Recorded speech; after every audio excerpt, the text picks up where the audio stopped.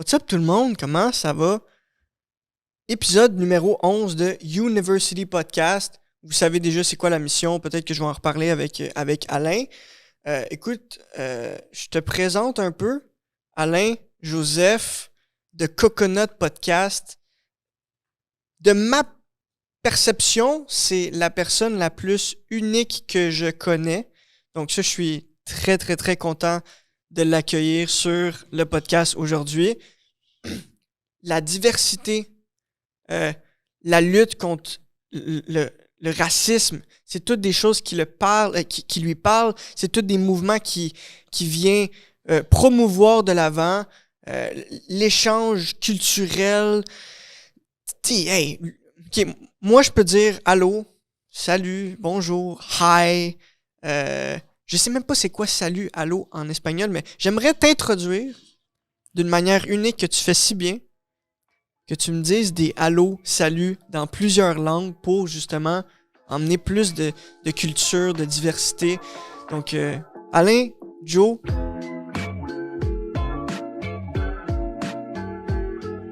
Dragadef, bonjour, mbote. Dzień dobry, dobre dzień, namaste, sachri akal. Good morning, good evening. What else can I say? Buenas tardes, buenos dias, bom dia, buongiorno, fratello, le fratelli, le sorelli. Pretty much it. OK. It could go on and on and on. Shalom, Shabbat Shalom. 460. Sbeh el khir. Salam alaikum. OK, première question. Comment tu sais toutes ces... Comment je dirais ça? Ces langues, oui, parce que tu connais 8 langues? Je connais, puis après je m'intéresse. Comment je réussis à connaître toutes ces langues? Déjà, bonjour Alec. Vraiment tu peux te présenter. D'être avec toi aujourd'hui. Regarde, c'est tout un plaisir. T'en as reçu du monde unique là, à ton podcast, puis le fait que tu m'introduises de la sorte, c'est vraiment apprécié. Je te dirais, ces langues-là, je les connais parce que je m'intéresse à autrui. Si tu prends le temps de vivre avec ton voisin, moi, j'ai eu cette chance de vivre dans des coopératives d'habitation. Mon père était un instigateur des coops d'habitation. Aujourd'hui, on a un shop Angus. C'est rendu des condos pas mal. Mais on avait des voisins, je me rappelle, qui venaient du Chili. Mon meilleur ami d'enfance, Sébastien Contreras.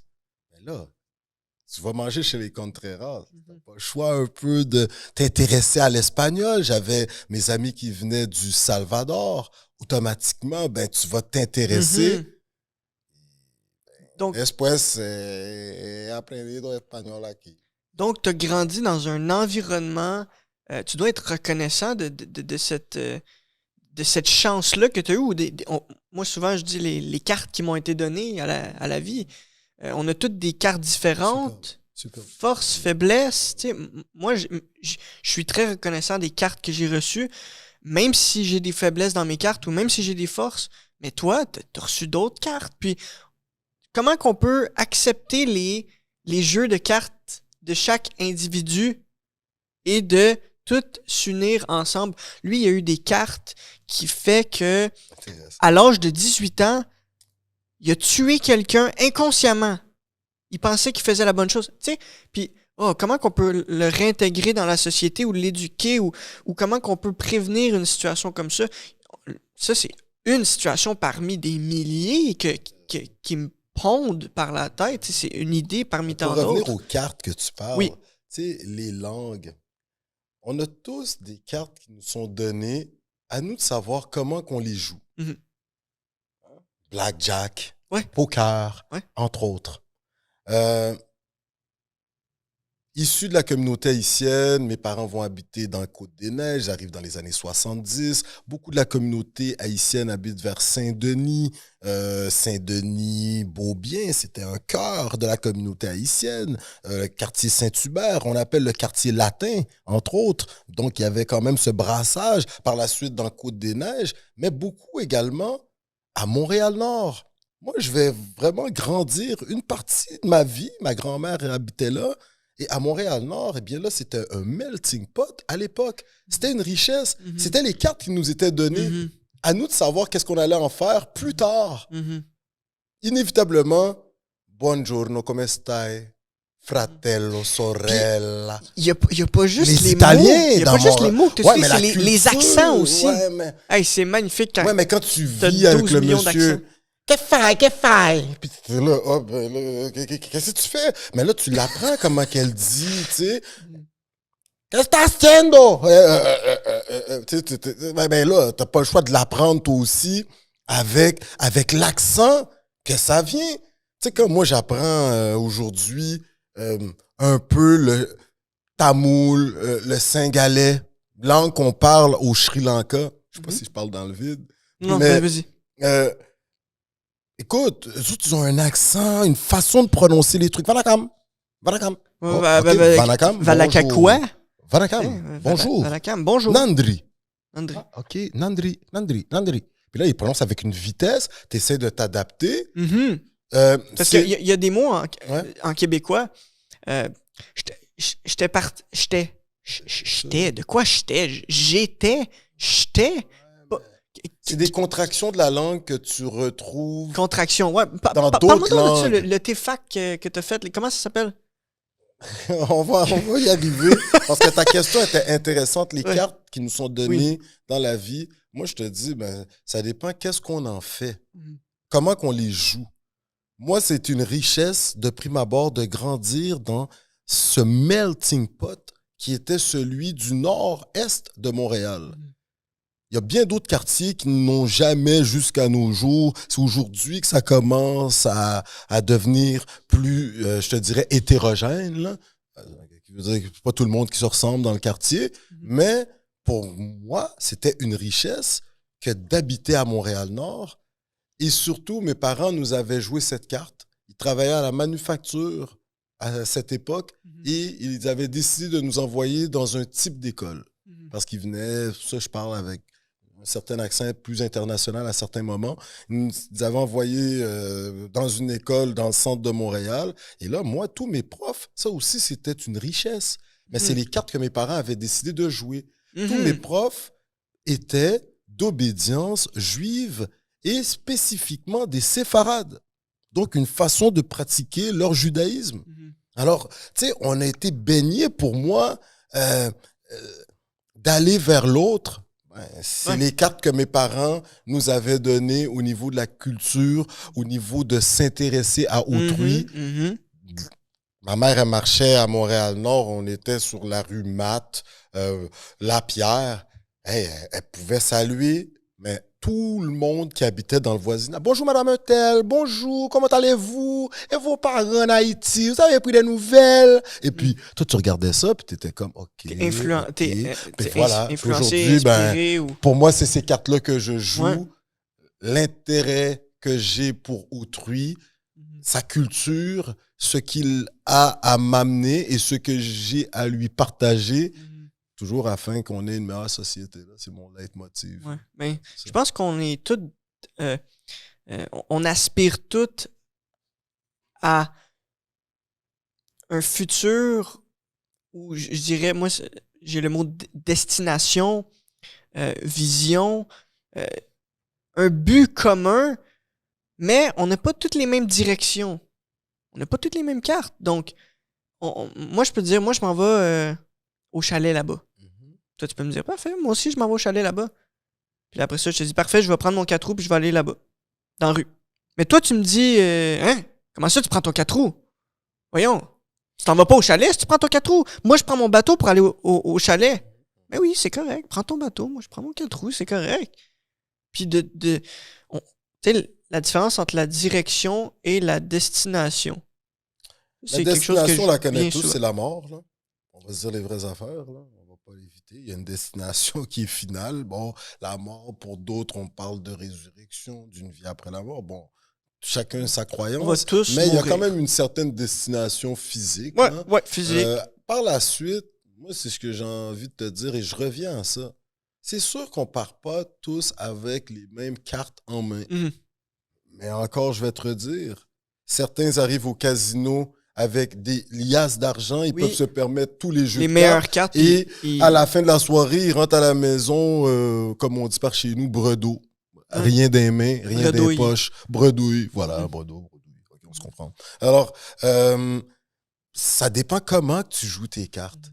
Puis j'en suis venu, ouais, mais là, ça va pas être facile pour toi. Tu sais, tu viens d'un quartier où l'injustice ou l'inégalité. Oui, mais c'est cool. Moi, ça va me motiver. Ça va être les cartes que je vais jouer. Les cartes de me motiver pour réussir à surmonter une situation. La résilience. Oui. Des gens qui viennent de certains coins de pays, des gens qui ont une certaine éducation, qui ont une certaine culture, on va souvent leur dire « Ah, c'est du monde résilient, ça. » Mais parce qu'ils ont... C'est les cartes qu'ils ont à jouer. L'adversité. S'ils jouent pas la carte de la leur résilience, quotidien. Ben voilà. Moi, je dirais que j'ai moins eu d'adversité. Mais encore là, tu sais, je suis limité dans ma perception. Puis ça c'est un endroit que j'aimerais aller. Mais avant d'y aller, tu sais, je peux te parler un peu de mes adversités à moi en tant que Alec Desjardins, tu sais. Il y a eu un moment dans ma vie où il a fallu que je prenne une décision que j'aille habiter seulement avec mon père. Puis j'ai comme laissé ma mère de côté pendant quelques années. Puis je me rappelle, je vivais dans le salon. Je couchais dans le salon, puis mon père avait la chambre, puis on était dans un 2,5, puis pendant plusieurs années, moi, je couchais sur le divan du salon qui pliait comme ça, mais j'ai adoré les valeurs que mon père m'a offert. T'es libre, t'invites n'importe qui, n'importe quand, les gens peuvent dormir ici. Je me retrouvais des fois, on était 6 dans le salon à dormir, puis à écouter des films, puis soirée cinéma. Oui, très ouvert d'esprit à ce niveau-là. Puis ça, j'en suis très reconnaissant. Puis du côté de ma mère, j'ai une excellente relation avec elle. Je crois que ma mère, souvent qu'est-ce que je dis, je crois que ma mère m'a beaucoup élevé au début de ma vie, exemple de 1 à 12 ans. Puis ensuite de ça, mon père de 12 à, exemple, 18 ans. Donc j'ai comme un enseignement de mes parents séparés. Donc, ça, j'en suis très reconnaissant. Mais je veux aller dans une direction qui s'enligne vers la collectivité ou l'unité ou la lutte contre le racisme et tout ça, tous les mouvements qui te parlent. Puis, je dirais ça comme ça. L'individu peut avoir un impact sur, je dirais, la société ou un groupe d'individus. Puis, le groupe d'individus peut avoir un impact sur un individu. Fait qu'il y a comme des... on peut mettre notre focus sur des groupes. Hey, parfait, on fait ça tous ensemble. Let's go, on bouge. C'est un mouvement, on est plusieurs. Puis, de l'autre côté, on peut dire... moi, je suis un entrepreneur, je suis un solopreneur, je pars ma business, j'ai des systèmes informatiques automatisés qui envoie des produits partout à travers le monde. Puis, tu as plus une mentalité one versus all ou one, I'm just doing my thing, I'm not necessarily versus other people. Comment tu vois ça? Tu sais, toi, tu es un individu, mais tu fais aussi partie d'un groupe de personnes ou tu fais aussi partie d'une société ou de l'humanité.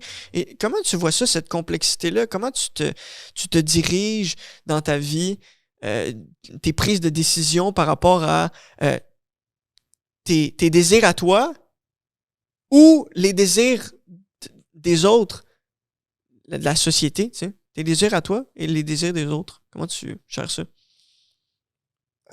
Dans le système dans lequel on vit... J'ai de la misère, mais vas-y, excuse. Il y a une façon de le voir. Mais même avant de répondre à cette dernière question très ouverte que tu m'as lancée, j'ai envie de revenir à ce moment où tu parlais de tes parents. Ouais, go for it. Il y a une dualité qui fait encore que je reviens à cette figure, à cette image. Ils te permettent aujourd'hui de savoir jouer aux cartes de 2 façons différentes. Ça, c'est intéressant aussi. Ton père t'apprend à jouer aux cartes d'une manière. À toi de savoir qu'est-ce que tu fais avec les cartes que ton père t'a données. Et maman te donne un paquet de cartes également. Là. À toi de savoir comment tu mélanges les cartes ensemble, ou tu joues juste un paquet, ou tu joues juste l'autre. Très important, donc, ça. C'est toujours comment tu joues les cartes qui te sont données. Tu vas dire, ouais, mais des fois, il y a des cartes qui ne me sont pas données, j'ai pas eu de cartes pantoute. OK, peut-être, mais je pourrais te dire, dans tel contexte, on a beaucoup, par exemple, Davies, un journaliste de la presse va être content que je le cite, là, ou tout du moins. Davies, dans l'équipe canadienne actuellement, ben, c'est un fils de réfugié qui est arrivé ici au Canada, je pense, à un très jeune âge, je pense, jusqu'à 17 ans, là, quand même. En tout cas, en 2017, il a reçu ses papiers canadiens officiellement, mais il est arrivé ici très, très jeune, je pense à l'âge de 5 ans, quelque chose comme ça. Donc, il y a même le jeune qui peut-être l'a pas eu facile. Tout dépend. Encore une fois, de comment il va jouer ses cartes. Parce qu'à l'âge de 16 ans, il jouait dans la MLS. Par la suite, il va être recruté en Europe, l'un des plus grands transferts de la MLS vers l'Europe. Donc, c'est toujours un jeune qui, normalement, le parcours devait être fort difficile. Je ne dis pas qu'il l'a eu facile, mais aujourd'hui, regardons le résultat. Donc, toujours, comment tu joues les cartes qui sont tiennes au moment donné. Par la suite, comment je fais pour naviguer de cet état d'individu vers cet état dit de société? Bien dit. Moi, je suis comme un poisson dans l'eau. Les cartes que mes parents m'avaient données nous avaient bien fait comprendre le nucléus familial. Oui, ouais. Alors, plutôt dans l'individualisme, l'individualité. Microsystème ou... Oui, voilà, on est dans le microcosme. Et vers comment fonctionner avec la société, comment aimer la société, comment... aimer les différences. Oui, les différences, mais comment aimer son prochain. Son prochain aussi. Ouais, voilà. Okay? Donc, pour moi, aujourd'hui, toute mon action est basée sur cette facilité de naviguer entre le côté individuel. Moi, je suis un gars, quand je suis tout seul, je joue à la PlayStation ou j'écoute des documentaires sur Arte. Là, je suis vraiment moi et l'ordinateur. Ou t'étudies le français. Oui, beaucoup aussi. Je suis linguiste par moment. J'ai beaucoup de trucs, Alec. J'ai réussi mes examens de français. Je suis certifié. Alors, ça me permet de naviguer entre le côté très individuel de l'être, mais également, là, mes frères de politique, ils vont peut-être me taper ses doigts, ceux qui ont fait Sciences Po avec moi. L'un des grands philosophes grecs, pour pas dire Aristote, je pense, dit que l'homme est un animal politique. Okay. Vérifiez pour moi, peut-être pas lui, mais c'est quoi pour toi la politique? C'est quoi ce mot-là, politique? Mais être un animal politique est un être social. Un être social. Il existe qu'à travers le regard de l'autre. C'est un être agraire, je pense. Ouais, quelque chose comme ça. Comme des dauphins, mais sur Terre. Pardon? Comme des dauphins, mais sur Terre. Mais les... voilà. Les dauphins, ils font pas allô, salut, bonjour, comment ça va? Mais ils font je dis, I don't know. I don't know, it's just sounds. Ils vivent en société également. Hiérarchie, et par moment, ils s'égarent, ils vont vivre leur individualité par eux-mêmes. J'avais fait un peu... ils vont bâtir leur famille. Spécialiste de la faune et de la flore marine. Mais je pense c'est un bel exemple, les dauphins, assurément. Et peut-être on va apprendre qu'ils ne sont que bien qu'en société, en groupe, ou qu'ils ne sont que bien lorsqu'ils sont seuls. Mais moi, avec le temps, tu finis par comprendre que il faut être bien soi-même pour pouvoir servir la collectivité, mais il faut que la collectivité soit bien pour pouvoir servir les individus. Oui, puis je crois que il y aurait peut-être... il y a du travail des deux côtés. Il y a du travail au niveau des individus, peut-être au niveau de leur santé mentale, au niveau de quelques sessions de psychothérapie, ou lis des livres sur la philosophie toute seule chez toi, je sais pas. Et, de s'éduquer par soi-même, d'avoir plus d'autonomie. Ça, c'est plus au niveau de l'individu. Au niveau sociétal ou en communauté, qu'est-ce qu'on pourrait emmener? Ça, c'est une des raisons pourquoi le service podcast, public, c'est le bénévolat, volunteer. Ah ouais, ça c'est important. Tu sais, dans la culture sikh, entre autres, c'est une obligation, plus ou moins, là, on pourrait toujours confirmer, de faire du bénévolat. Dans leur foi, il y a cette croyance claire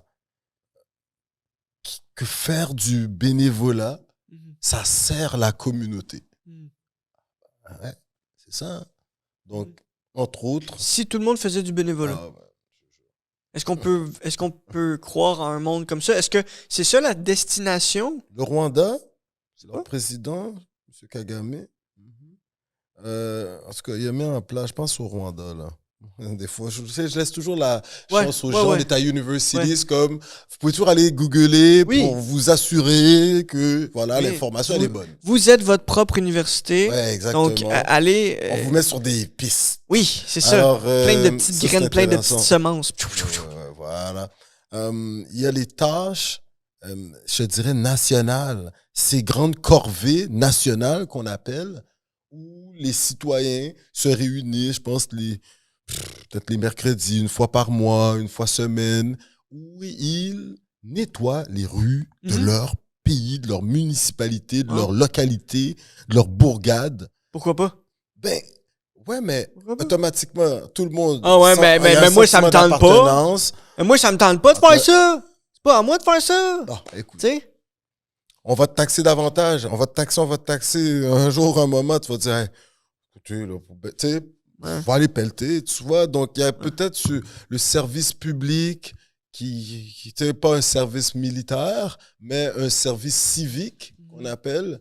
Ça se fait ailleurs. Ça peut être une des façons ça me fait penser, de vraiment connecter. Ça me fait penser à la prise de responsabilité. Tu sais, le gouvernement peut prendre la responsabilité pour toi. Mais toi, tu peux prendre la responsabilité pour toi aussi. Mais il y a une zone grise. Tu peux prendre des responsabilités pour toi. Le gouvernement, il peut prendre des responsabilités pour toi aussi. Là. Quand tu as 10 ans, là, tu peux pas décider de ce que le gouvernement peut décider pour toi à 10 ans. Ou, peu importe. Gouvernement, ça peut être autorité. Ça peut être mais faut penser éducateur, professeur, mentor, appelle ça comme tu veux. Quelqu'un qui te guide dans la vie, ça prend un guide. Moi, si je mets un enfant au monde, là, puis je meurs après, là, puis l'enfant, il n'a pas de parents, là. Il fait quoi? Il a besoin de... Il va regarder autour de lui, il va mimique, il va apprendre de lui, mais ça prend une certaine structure. Le guide que tu parles, déjà, ça peut être un guide dit humain, là. Ouais. Mais souvent, moi, la façon que tu as amené ton point, je pense davantage à un guide dit au niveau législatif. Un code, des lois. Oui. Entre autres, code moral. C'est le rôle du législateur de s'assurer qu'il y ait un cadre, des façons de faire, enchâssées dans des textes, afin que ça donne une certaine direction à la société. Oui. Voilà. Il y a un livre ici, c'est Intellectual Property. Puis c'est beaucoup en lien avec les lois. Un exemple très concret que peu importe la personne qui écoute peut comprendre. Si tu t'en vas à l'école au primaire, puis il n'y a aucune classe, il n'y a aucune structure de mathématiques, français, sciences, histoire, éthique et culture religieuse, arts plastiques, éducation physique, puis la cour de récréation. T'enlèves toute cette structure-là, là, tu mets ton enfant là, puis au pire des pires, là, la seule structure que tu mets, c'est une barricade, un carré. Sors pas de là, pendant 8 heures, là, je veux pas que tu sortes de ce carré-là, de ce cadre-là. là, t'as 1% de structure et 99% de chaos. Tu vois? Je sais pas qu'est-ce qui va arriver. Je suis aucunement en contrôle. Je ne contrôle rien pantoute. Mais de l'autre côté, tu peux tout contrôler là, à la lettre. Là. Tac, tac, tac, tac. T'as pas le droit de dire ça, t'as pas le droit de faire ça, tu bouges pas. Le temps que t'as pas le droit d'aller pisser là, tu manges pas ça. Puis vraiment une grosse structure. Puis là, ben, ça limite les variables de chaos. Parce que là, tout peut devenir predictable.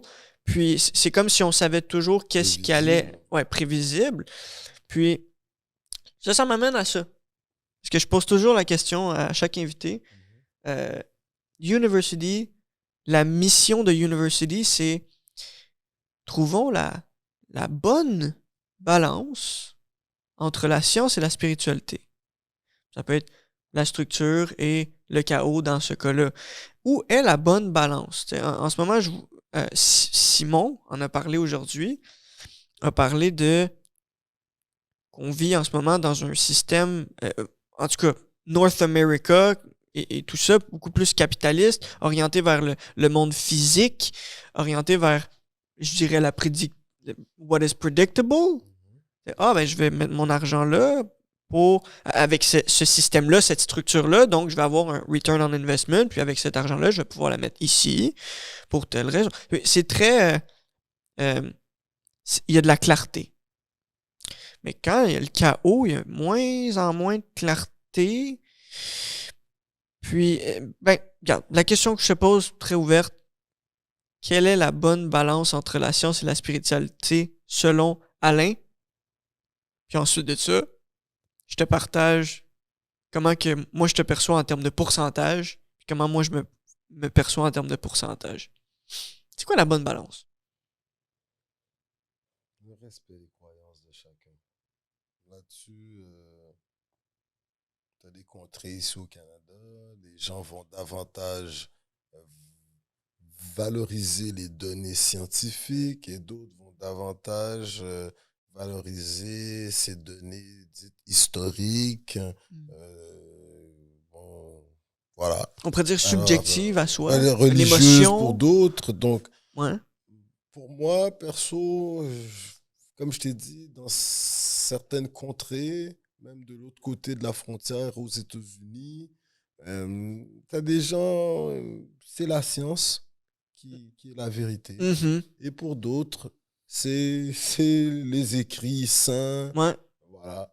Alors maintenant, c'est là que moi, j'aimerais ça qu'il y ait peut-être une grande rencontre, un genre de concile. Oui. C'est un peu interconfessionnel, comme le Vatican II, entre autres. Ce serait vraiment... Il faut respecter chacun d'entre nous. Il y en a, leur religion, c'est la science. L'église de scientologie, je sais pas, c'est un peu sectaire, mais bon, ils y vont avec des données un peu farfelues. Je ne connais pas, donc je peux pas trop parler. Mais, ouais, il y a des groupes qui se réunissent. S'il n'y a pas la démarche scientifique, ton truc, il est détruit. Ouais. Ton raisonnement, il est mis à sac. Il ne vaut pas grand-chose parce que tu n'as pas une démarche scientifique un système dans ta façon de démontrer, de vérifier ton hypothèse de début. Hein, voilà, bon, d'avoir des échantillons avec des données fiables. Si tu n'as pas fait cette étude-là, ce que tu racontes, c'est c'est du pipeau. Bon, OK. Puis il y en a d'autres qui vont dire, selon les écrits saints, selon les écrits, selon l'histoire, selon c'est ainsi, ça a été dit, et ça... C'est dit avec une telle conviction. Ça fait 2000 ans que ces histoires, elles reviennent et elles sont corroborées. Voilà, est-ce que tu peux rejeter du revers de la main et dire que ces gens-là sont complètement à côté de la traque quand 3 milliards de personnes sur la planète, peut-être 3,5, sont des fils du livre, entre guillemets, et des religieux, il y en a peut-être pour 7 milliards d'habitants, 8 milliards, il y en a peut-être au moins au bas mot 6 milliards qui sont religieux, bordicus, tu sais, j'avance des chiffres comme ça, mais il y a 1,5 chez les chrétiens, milliards à peu près 1,5 chez les musulmans. On a les gens d'obédience hindouiste également. Donc, tu sais, des religieux sur la planète, là, on a nos frères et sœurs d'obédience juive, les spiritualités des Premières Nations, Ouais, connecté avec la nature. Ce qu'on appelle l'animisme, on a le L'animisme. vaudou. Ouais. Alors attention, il y a beaucoup de religieux là sur la planète, donc les rejeter du revers de la main en disant ouais mais là vous êtes sur une pensée très religieuse qui se base sur des contes, des histoires de ce qu'on a entendu. C'est pas une démarche, là. Il n'y a pas de démarche dans votre raisonnement. Là. Bon, voilà. Maintenant, est-ce qu'il n'y a pas possibilité de les marier comme à certaines époques, on a pu voir certains grands personnages essayer quand même de comprendre la religion tout en comprenant la science. L'un ne va pas sans l'autre, j'ai envie de vous dire. L'homme a besoin d'une foi, d'une croyance pour pouvoir se dire que il aura de meilleurs résultats de son étude. Voilà. Je pense pour moi, le respect de prime abord.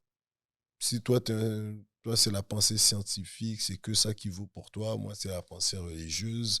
Si on veut fonctionner dans cette société que tu parlais un peu plus tôt. L'unité ou...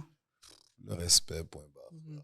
Puis va chercher à comprendre ton voisin. Ouais. Comme ça, tu pourras peut-être même le féliciter lorsqu'il fête la fête de Diwali ou, je sais pas moi, Hanouka, hein, les fêtes des Lumières, par exemple, pêche à la Pâque, des trucs comme ça, ben, tu pourras le féliciter parce que tu trouves que c'est super qu'il est en train de fêter ça. Voilà. Donc, le respect. C'est comme la bulle qu'il y a entre nous deux. Une bulle invisible. Zoom. La bulle du respect. C'est quoi cette bulle-là de respect? C'est quoi le respect? Comment je peux te respecter?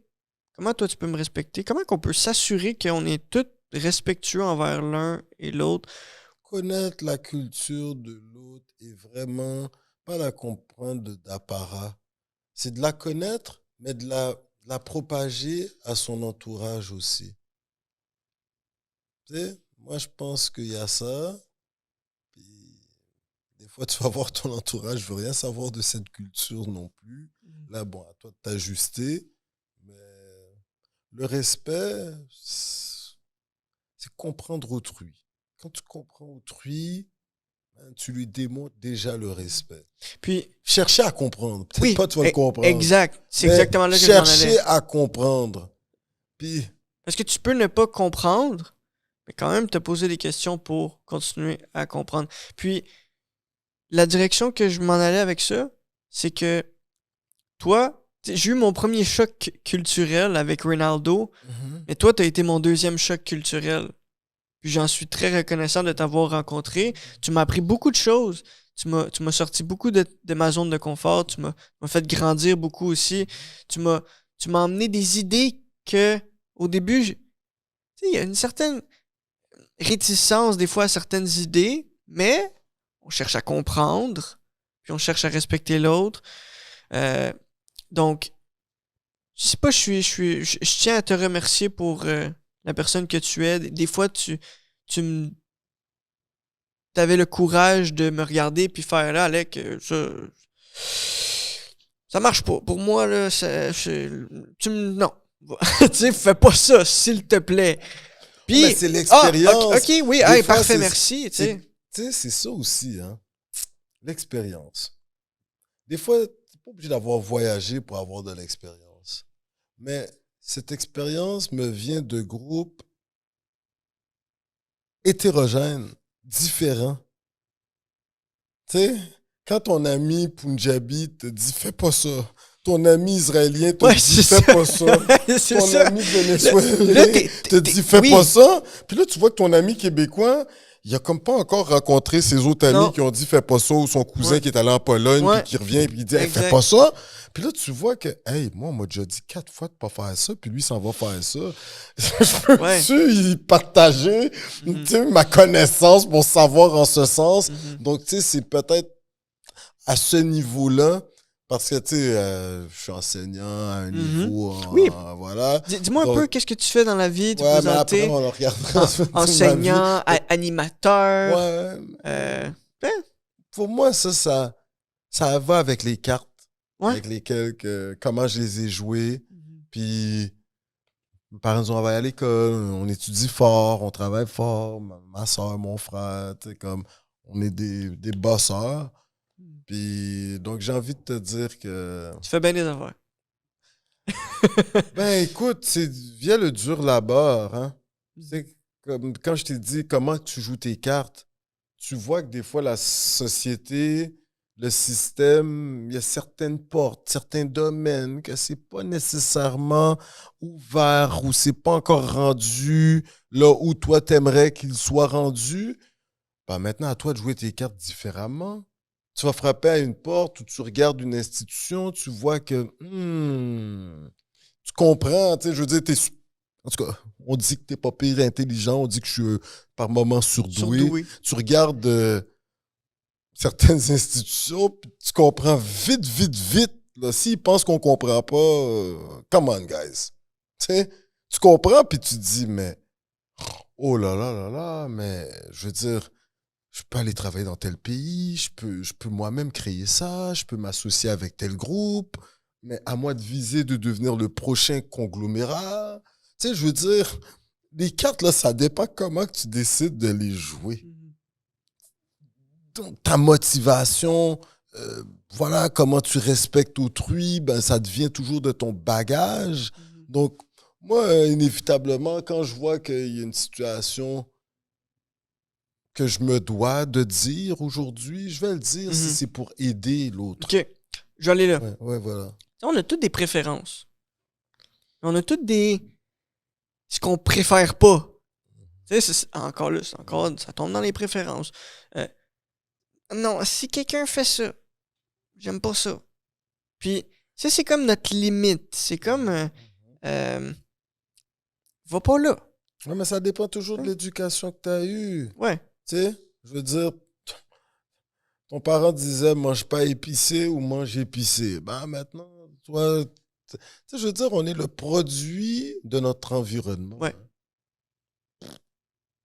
Après, c'est sûr que il y a moyen de travailler sur soi-même si tu nais dans un milieu où que tout le monde est plus ou moins motivé comparativement au reste des gens du quartier. Mhm. Mais ça veut pas dire que toute ta vie, tous tes descendants seront des gens peu motivés. Il y a toujours moyen de changer le cours des choses parce qu'à un moment, tu te dis hey, j'ai vu mon ami qui a joué cette carte-là de même.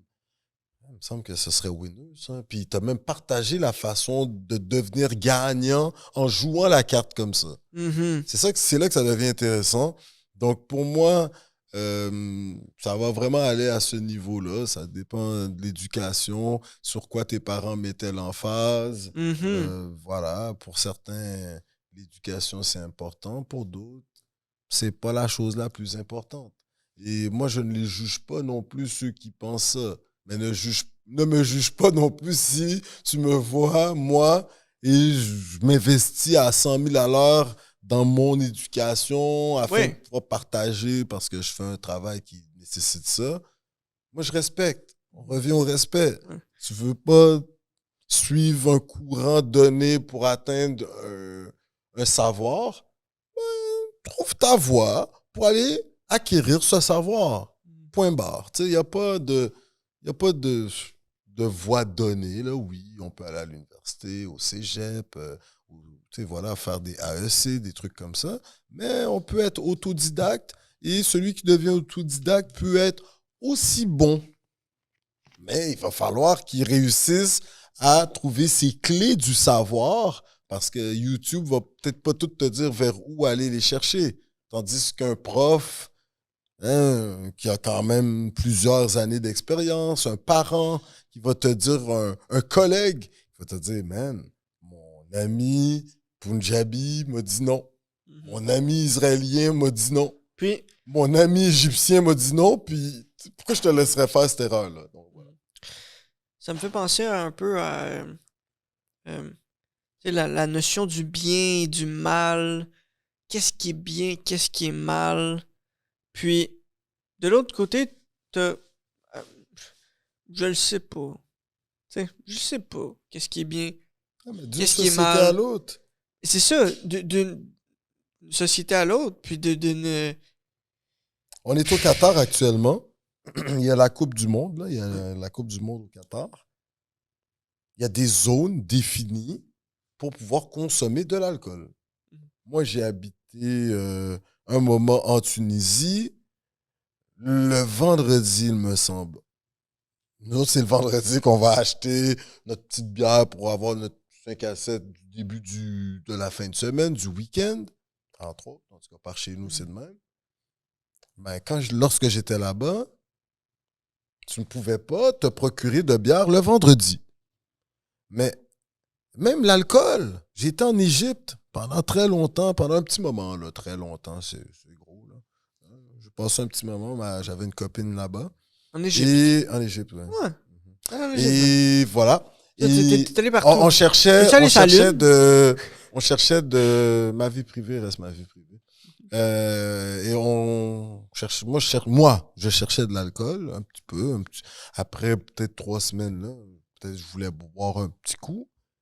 Bien, c'était pas, tu peux pas facilement le trouver aussi facilement en trouver comparativement ici à Montréal. Et j'étais quand même dans les grands quartiers de Garden City, ces coins-là.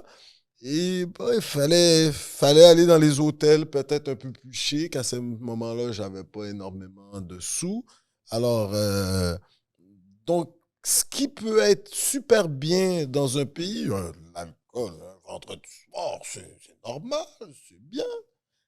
Ailleurs, ça peut être vu comme ça dérange à un moment solennel, qui est ce moment de recueillement, de prière ou autre. Alors, tu sais, vraiment le bien, le mal. C'est subjectif. Ouais, voilà, tu vois. It depends on the context. On fait de la publicité pour de la bière, mais on fait pas de publicité pour les cigarettes. Bon, alors voilà. Est-ce que c'est même méfait? Je sais pas. Est-ce que c'est néfaste autant? Je suis pas médecin, mais quand même, on se dit, bon, est-ce que c'est bien, c'est mal? C'est toujours relatif à l'environnement dans lequel on est. Ouais. Puis, tu sais, ça prend un législateur qui va prendre des décisions basées sur des data scientifiques. Telle personne... OK, on s'entend toutes que tuer quelqu'un d'autre, c'est pas... tuer quelqu'un d'autre, je pense que ça pourrait être dans les règlements moraux. Il y a certains règlements qui... C'est mal. C'est mal. Maintenant, okay, en temps de guerre... Ouais, c'est ça. En temps de guerre, ça devient quoi? Voilà. Encore, tu vois, ça dépend du contexte, toujours. Ça dépend de l'environnement donné. Dans un environnement comme ce qui est en train de se passer, entre autres, entre l'Ukraine et la Russie, comment réagir, quoi dire, est-ce que c'est bien, c'est mal? Qu'est-ce qu'on fait? On fait de notre mieux. Je sais pas si on fait de notre mieux dans de tels cas, mais oui, ils essaient d'appliquer certaines conventions, tu vois, voilà, qui régissent les conflits, entre autres. Ils vont essayer, mais est-ce que c'est bien, c'est mal? C'est toujours... On est capable de le voir suite à une analyse, tu sais, dans le temps. OK, est-ce que ce conflit aura été bien pour une partie, mal pour l'autre? En tout cas, on sait que pour les populations, c'est mal. Voilà. Ça dépend toujours du point de vue que tu le regardes. Une grève, est-ce que c'est bien ou c'est mal? Ça dépend. Ben, ça dépend. Tout dépend. Tout dépend de quelque chose. Voilà. À ce niveau, moi, cette question du bien, du mal, ouais, c'est relatif. Il y a des variantes. Là. Ouais. Des fois, moi, j'ai toujours eu peur de me retrouver dans des situations où est-ce que je ne sais plus si c'est le bien ou mal. Puis, qu'est-ce que je fais rendu là? Ben, je prends juste pas de décision. Tu sais, je sais pas. Tu sais, un exemple que je peux te donner. tu as une décision à prendre, un dilemme.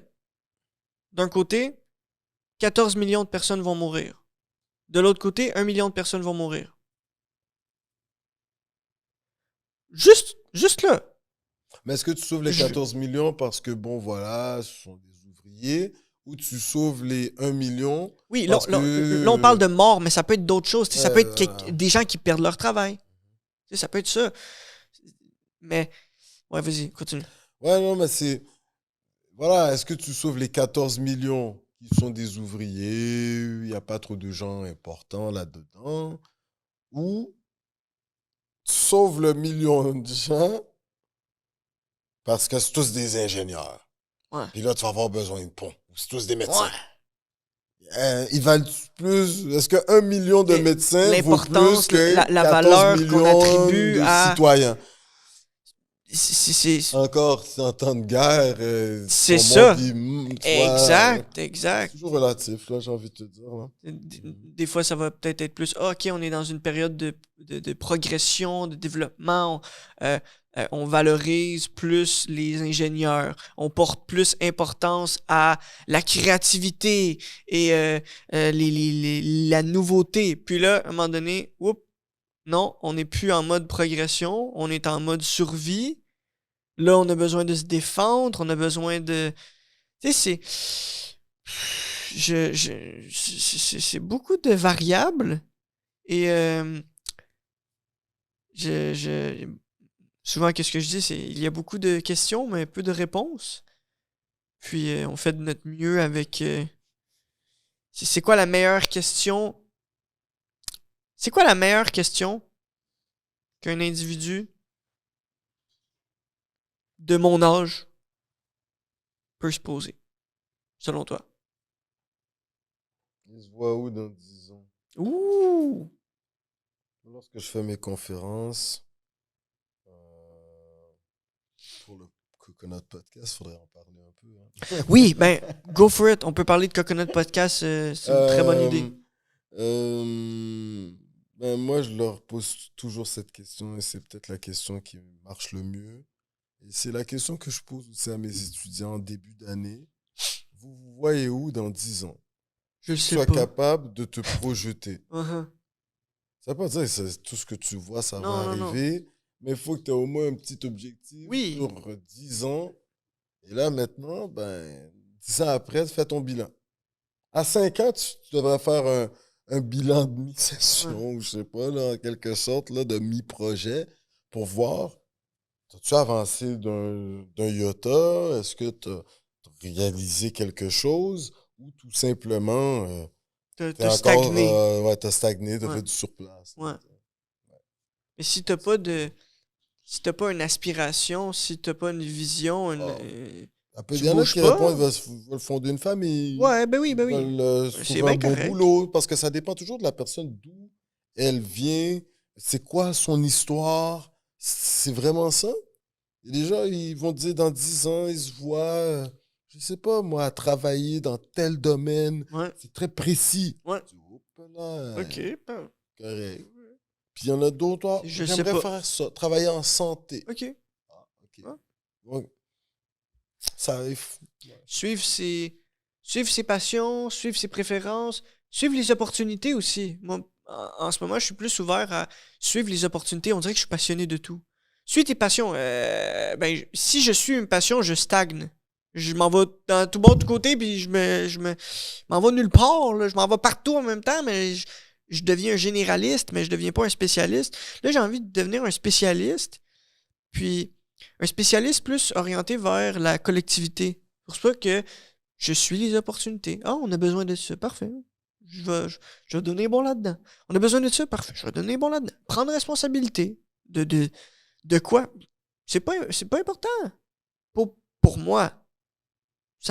Tout me passionne. Qu'est-ce qui me passionne pas? Je sais pas. Qu'est-ce qui me passionne pas? En tout cas. Hey, Coconut Podcast. Allez voir ça. Hyper intéressant. Hyper intéressant.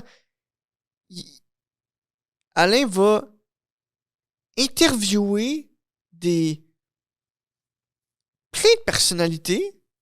Plein. Puis, il le fait d'une manière très unique.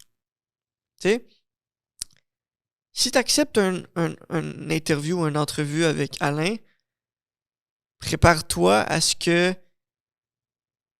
il sache de l'information sur toi que peut-être tu vas te dire pourquoi il sait ça, lui. Pourquoi il sait que j'ai des paires de bas jaunes.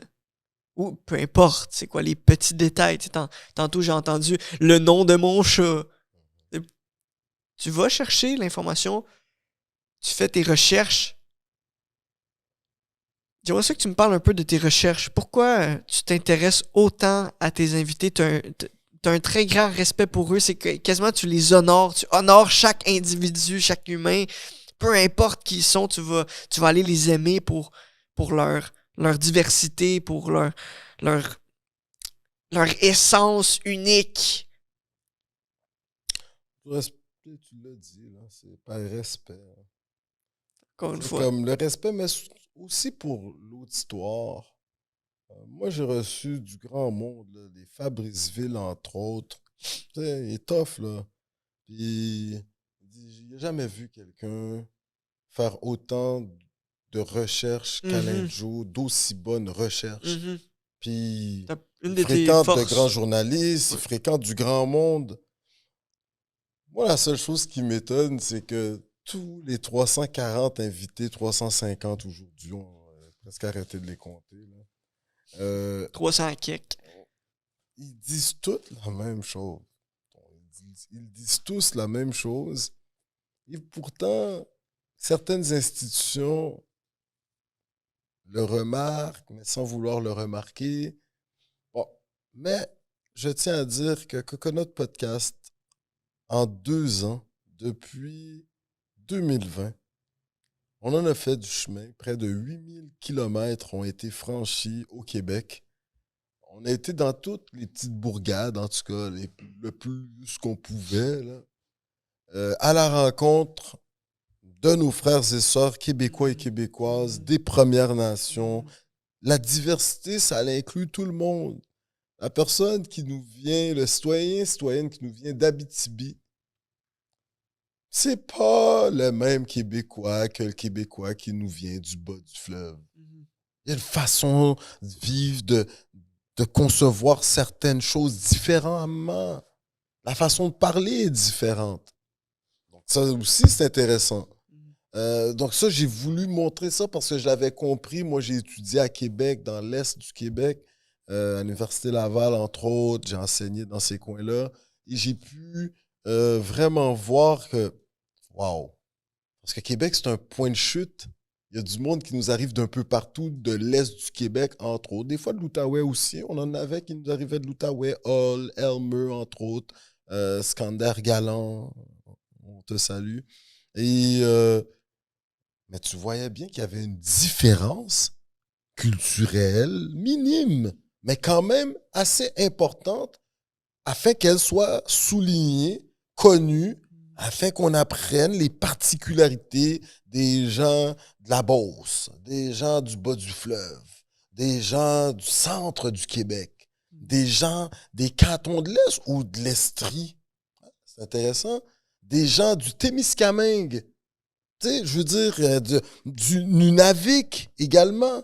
Tu sais, donc, on n'a pas été jusqu'au Nunavik, pas encore. Mais quand même, ça montre que le Québec a une superbe diversité. Et nous, on s'est donné comme mission de la faire découvrir ou du moins de susciter cet intérêt à la façon Coconut Podcast. Ouais, exact. Tu sais, avant de monter sur le plateau, il y a bien des podcasts. C'est vrai qu'il y a bien des podcasts. Puis, les podcasts sont différents. Les animateurs, les animatrices sont différents. Mais je te dirais, moi, je suis un spécial à ma façon. Man, I don't know. Je sais pas, c'est peut-être vraiment mes voyages qui m'ont permis. Je parlais avec la personne qui était à l'aéroport à côté de moi. Le sens je développais d'abri quelque chose qui fait en sorte que les gens, ils disent it's a safe place. Ils viennent, ils se sentent en sécurité de dire ce qu'ils ont à dire. Ils se sentent en sûreté, là, comme sûrs d'eux-mêmes. Puis pour moi, c'est comme, my God, Ouais, vraiment, mais ça va de soi, quoi. Faudrait passer à la maison pour voir comment maman vous reçoit à Noël et à Pâques. Et là, peut-être vous comprendriez la façon que je fais les entrevues. Mhm. Papa, il ouvrait la porte à toute obédience religieuse qui venait frapper aux portes, entre autres nos frères et sœurs témoins de Jéhovah. Ah, mais mon père se faisait un plaisir de discuter avec eux. Mhm. Ah ouais. Pourquoi pas? Ah bah ouais, il n'y avait pas de truc là, cette légende urbaine, on leur ferme la porte au nez. C'était... Non, mais ça, c'était irrespectueux. C'est ça, Mais ça c'est- revient au c'est respect là encore qu'on une va, fois. donc, pour moi, inévitablement, Ouverture c'est comme- d'esprit totale. à ce niveau total, c'est sûr Peut-être pas que, on va total, dire, tu sais, les parents sont où tes étaient limites? réfractaires, là. Mais il y a des limites, mais il y avait cette volonté, et nous autres, ça nous a été transmis. Et Coconut Podcast, aujourd'hui, écoute, quand le gouvernement du Québec, pour certains, la CAQ, là, sont durs sur certains éléments, qu'ils aient pris le temps, pas la CAQ nécessairement, il y avait tout un comité, là, Une équipe derrière ça. des juges, là, un jury là, et des jurés issus des Premières Nations. Là. C'est pour ça que c'est important que je précise ça. Le comité, le jury là, qui était sur ce prix qu'on a reçu, cette médaille qu'on a reçue à l'Assemblée nationale, c'était un comité c'est un jury de sommité, là, je te dirais, dans leur domaine respectif, dans leur communauté. Et ils ont reconnu le travail qu'on a fait. Tu sais, donc, pour moi, pouvoir rencontrer le premier ministre du Québec, pouvoir rentrer dans le cordon de sécurité du premier ministre du Canada, Monsieur Trudeau ne pouvait nous accorder l'entrevue car il était en déplacement, mais il nous a envoyé son ministre de l'Environnement, Monsieur Stephen Guilbeault. Tu sais, c'est pour montrer le respect, gouverneur général, le chef de la police de Montréal, Monsieur Caron, à l'époque, nous a accordé un entretien. Puis là, je te nomme 3 petits points. C'est parce qu'il voit qu'il y a un respect qui leur est accordé, qu'ils se disent même, man, j'ai fait le centre d'elle, puis il me semble qu'on ne m'a pas présenté comme tu nous présentes. Je suis passé à RDI. Il me semble que les recherches qui étaient faites n'étaient pas, en tout cas, étaient aussi bonnes, ou les tiennes étaient aussi bonnes que celles faites dans les grandes maisons de médias au Québec. Man, mon ami, que voulez-vous? OK, donc c'est le dur labeur. Coconut, aujourd'hui, on est les lauréats 2022 du prix pour un Québec sans racisme. C'est le premier prix, c'est historique, là. Tu sais, quand les descendances, petits neveux, mes enfants iront fouiller, ils vont dire, hey, il y a un tonton, il y a un monon qui était passé, puis il avait marqué ce moment-là, à cette époque, dans ces mouvances de Black Lives Matter. Là. Tu sais, je veux dire, en 2 ans, il faut le rappeler, on a commencé en 2020. En 2021, on était nominés. On était nominés au Gala Dynastie qui reconnaît l'excellence noire au Québec, au Canada. Podcast de l'année, quand même, là. Tu sais, c'était quelque chose de gros. Et par la suite, 1 an après, tu rentres à l'Assemblée nationale.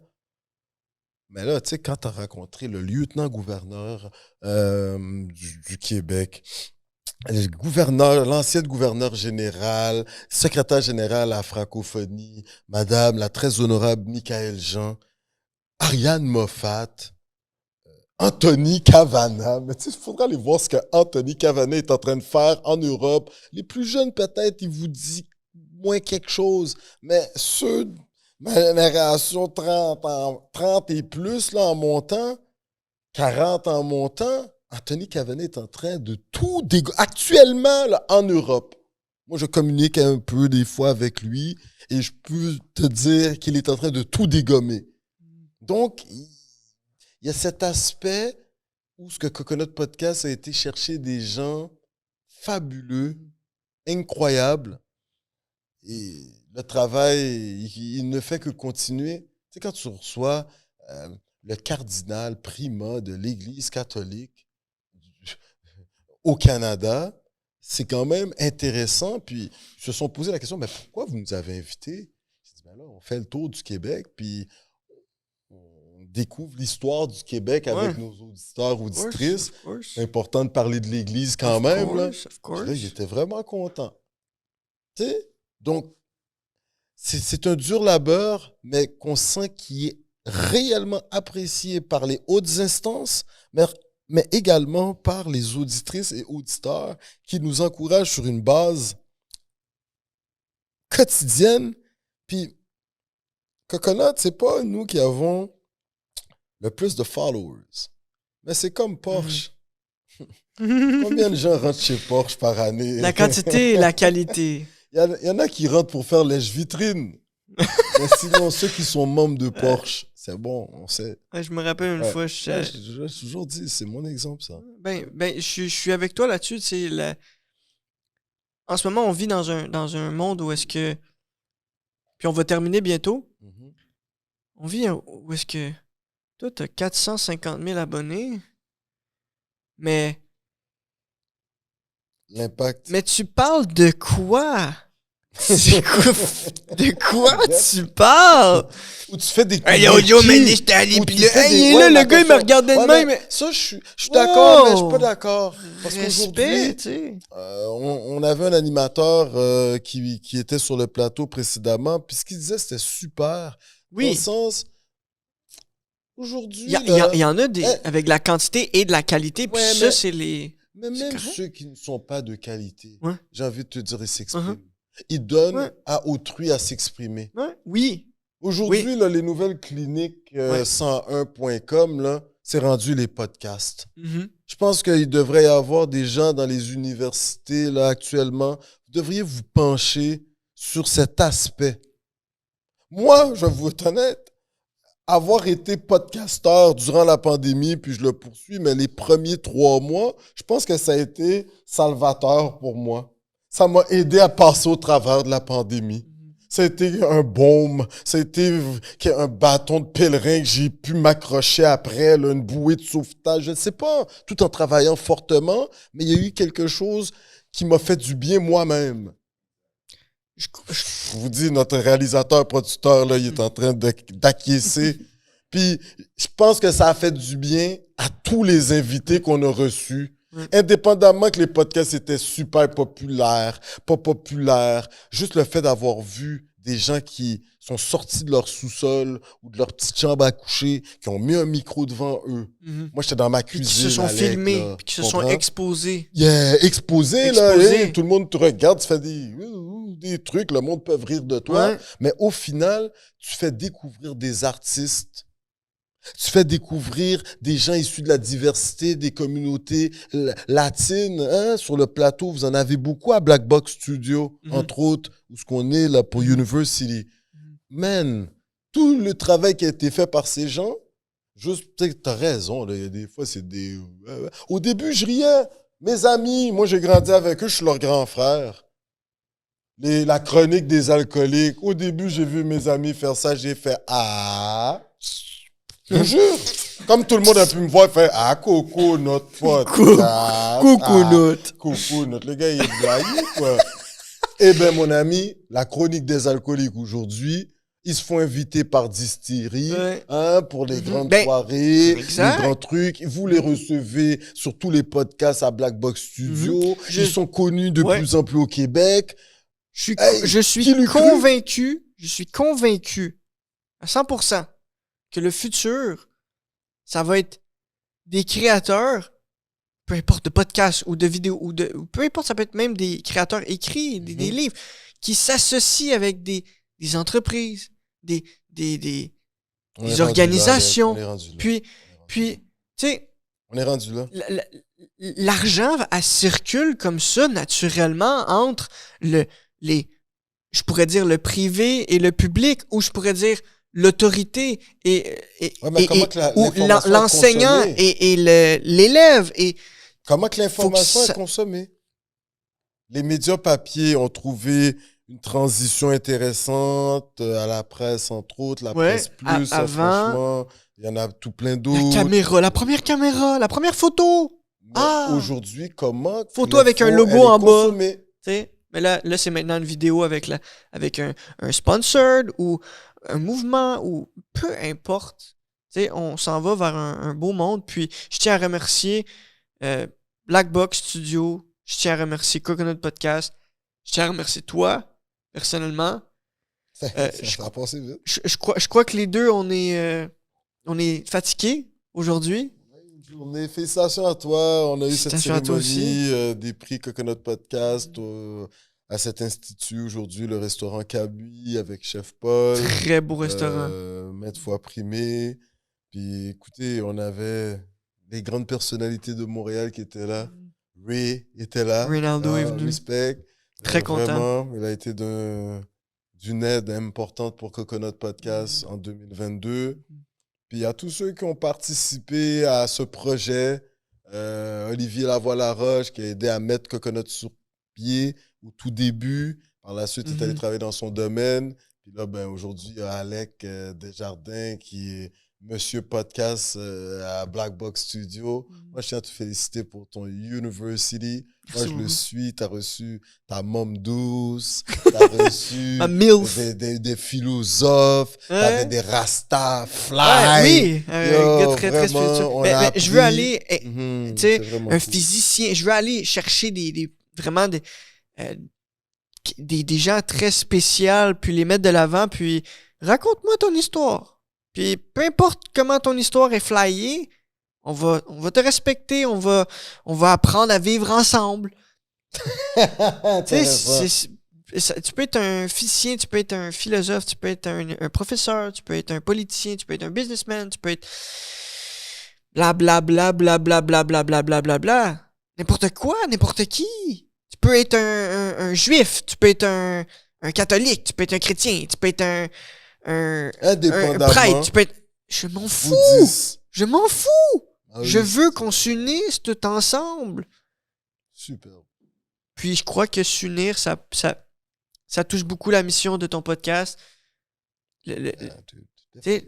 Donc, c'est ça, on s'en va. Les projets, c'est d'aller en Europe, puis ensuite l'Afrique de l'Ouest. C'est ça, on dit juste au Québec en ce moment. Non, c'est la francophonie. La francophonie. Il fallait rester au Québec durant la pandémie. Il y a un gros monde. Là. Oh, on était au Nouveau-Brunswick. Je vais inviter dans la francophonie. Un mandarin, puis je vais essayer d'y parler. Je sais pas. Cherche, ben, toi, tu le sais, mais pas moi. Okay. Merci. Où est-ce qu'on peut te suivre? Où est-ce qu'on peut te trouver? Linktree Coconut Podcast, Instagram Coconut Podcast, Apple Podcast, Google Podcast, Spotify, TikTok. YouTube, Facebook. Et en personne. Et en personne. Donc, sur toutes les plateformes là, de streaming, Balado Québec, on est joué par l'UQAM, ils diffusent nos podcasts aussi. Ils ont fait un gros portrait sur Coconut Podcast durant le mois de l'histoire des Noirs. Big up vraiment au service de l'UQAM. Ça, c'est vraiment le service des communications de l'UQAM. Ça, c'est vraiment important. Donc, puis voilà. Puis Université Laval, on vous attend aussi. Donc, vraiment, Alec, big up, man. Merci. Yeah, man. Much love. Much love. Much love. I already know. Boom, thing. Puis juste de même, Alec, oh shit, coupé? Ah, go OK, on va continuer. Oui. Ben yo, il y a un single qui s'en vient. Oui. Avec ce qui se passe en Haïti. Yo, voilà. Yo, dis-c'est yo. Yo, dis-c'est yo. Ben, tellement il connaît, Alec, qu'on travaille ensemble. Donc, ça va être fire. Je peux dire que c'est Marco Volsi qui a fait les albums de Corneille, qui a mixé la chanson. C'est réalisé par Kenny Pierre de Waza. Et puis, le vidéo, c'est Matt Sean Turner qui a fait le vidéo Gaillé de Fouki. Donc, c'est comme, dans la vraie vie, je m'entoure toujours de gens 5 étoiles. Toi, Black Box Studio, Ray, you already know. Ben, pour la musique aussi, Marco, il m'a obligé d'aller au Lab Mastering. Il habite à Brooklyn. C'est grand Marco Volsi, quoi. Il est avec Brand Van 3000, tout ça. Je vais te surnommer. Je vais te Tu vas me nommer Ouais, comment? ouais, je vais te donner un nouveau nom. Ouais, Je vais te vas-y. baptiser. Ouais. Mémoire de génie. Tous les mots, tous les noms, tous les chiffres, toutes Merci, papa. Alors, papa, je te dis merci, hein. C'est grâce à toi. Tu sais. Mais voilà. En tout cas, c'est ça. One love, man. Donc, Yo dit c'est Yo, ça sort le 5 décembre sur toutes les plateformes. Ça va être à radio. On est une équipe de relationnistes publics, blabla. Ça là, tu comprends, quand tu fais les affaires, fais-les au maximum. Puis surtout, fais aller ton réseau. Ouais. Okay, j'ai appris ça en politique. Les gens qui peuvent t'aider en premier, c'est les gens autour de toi, les gens que tu as rencontrés. Puis moi, je dis un gros shout-out encore à Black Box Studio University. Yo, Ray, Alec, Ronaldo's. Respect. Much fire. Et si vous voyez une BMW bleue se promener... Et aussi, si vous voyez... Avec la musique... Si vous voyez les Concorde à Montréal, oui, l'avion là, vous savez, c'est à moi. Si j'ai jet privé, vous pouvez savoir c'est à moi. Si j'ai allé d'Avisson, c'est à moi aussi. Alors, vous avez compris, non? Et il raconte des trucs là. C'est pas vraiment, j'ai pas BM. Ma BMW, c'est Boss Metro Walk. Alors, sur ce, messieurs, dames. Ciao, ciao. Ciao, ciao.